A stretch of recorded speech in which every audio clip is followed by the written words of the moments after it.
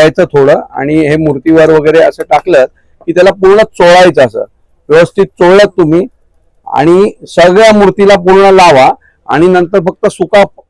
नमस्कार मंडळी, गुरुकृपामध्ये पुन्हा एकदा तुमचे सहर्ष स्वागत आहे.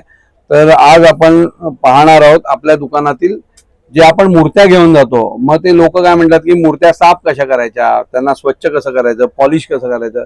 तर आपल्या पॉलिश करण्यासाठी एकदम सोपा उपाय आहे. हे धारा म्हणून लिक्विड येतं, ते पण असं घ्यायचं थोडं आणि हे मूर्तीवर वगैरे असं टाकलं की त्याला पूर्ण चोळायचं, असं व्यवस्थित चोळलं तुम्ही आणि सगळ्या मूर्तीला पूर्ण लावा आणि नंतर फक्त सुका कपडा घ्यायचा आणि जेवढं तुम्हाला जास्त घासता येईल तेवढं घासायचं. बघा मूर्तीची चकाचकी बघा, एकदम एकदम नवीन, म्हणजे नवीनच आहे म्हणा, पण आपण आपल्या मुंबईमध्ये जी खारी हवा आहे त्यामुळे लवकर काळं पडतं. म्हणजे पॉलिश केल्यानंतर बघा किती सुंदर दिसतं. हे जर कोणाला हवं असेल तर नक्की आपल्या गुरुकृपामध्ये आलेला आहे धारा लिक्विड म्हणून. म्हणजे जो मूर्ती साफ करण्याचा जो प्रश्न आहे तुमचा तो सुटू शकतो. तर नक्कीच गुरुकृपाला संपर्क करा. धन्यवाद. हे धारा लिक्विड म्हणून आहे बघा. धन्यवाद.